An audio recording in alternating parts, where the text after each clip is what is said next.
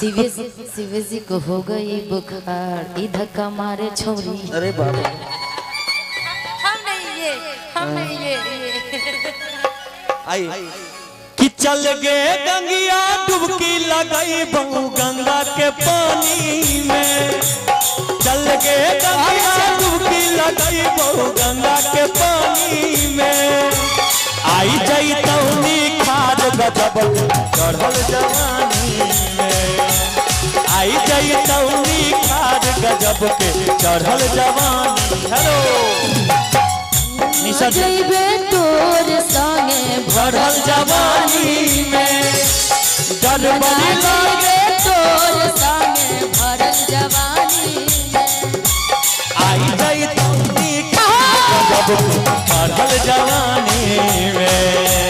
आई जाई तौनी खाद गजब के चढ़ल जवानी में।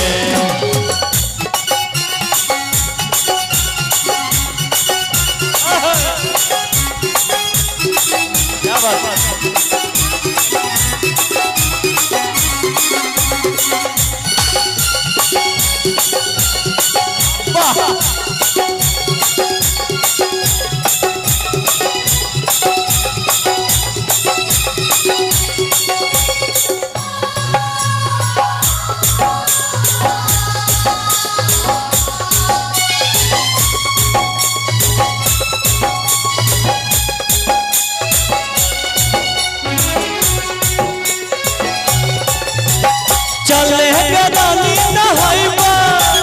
दुनिया से नजर बचाई के मल मल के नहाई बहुत नीमा रोज लगाई के।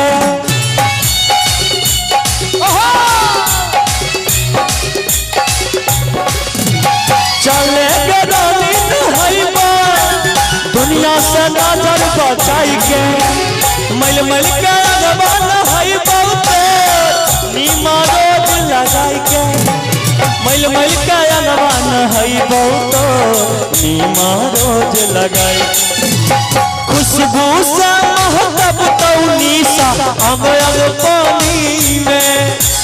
खुशबू से महकब तौनी सा अंग पानी। हेलो खाली मुंह देखेगा तो मजा आएगा।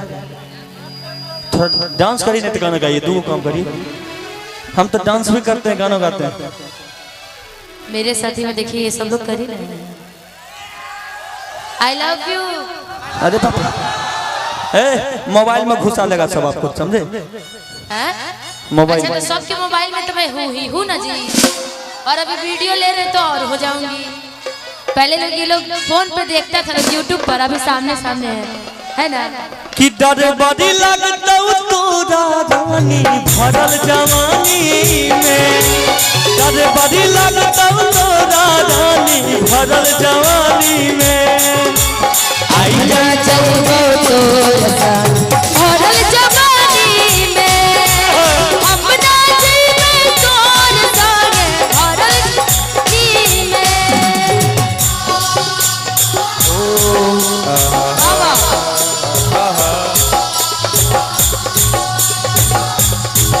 क्या बात है।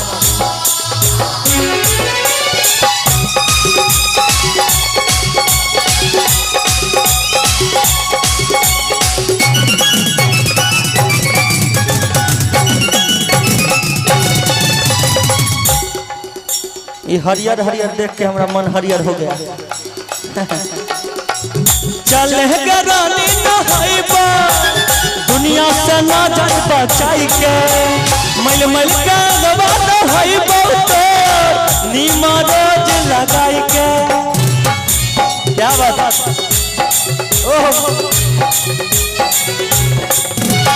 चल गे रानी नहाइबा दुनिया से नजर बचाई के मल मल के नहाई बहुत नीमा रोज लगाई के। मल मल के नहाई बहुत नीमा रोज लगाई के। खुशबू से महकब तौरानी अंग में। खुशबू से महकब तौरानी अंग पानी में। आई जा गजब के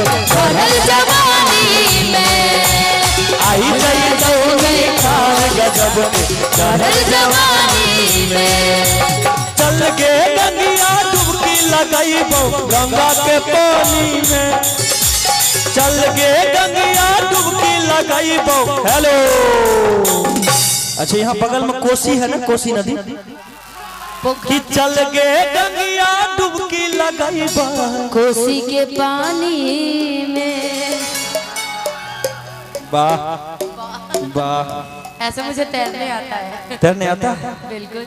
मेरा छपरा घर पड़ता है, छपरा 3 नदी से घेरा पड़ा है, इतना सबको पता होगा। ठीक है, कल सिमरिया गंगा नदी से नीचे फेंक देंगे, देख लेंगे आप। हाँ देख लीजिए, मुझे आता है तैरने भाई, इसमें झूठ क्यों बोलूं। ठीक है, तो कल चेक कर ले, कल चेक कर ले।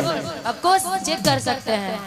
कि हम ना जाइबो तोर साथे चढ़ल जवानी में। हम ना जाइबो तोर साथे चढ़ल जवानी में। चल के गंगिया डुबकी लगाइबो गंगा के पानी में। चल के गंगिया डुबकी लगाइबो गंगा के पानी में। आई जा जल्दी खान सब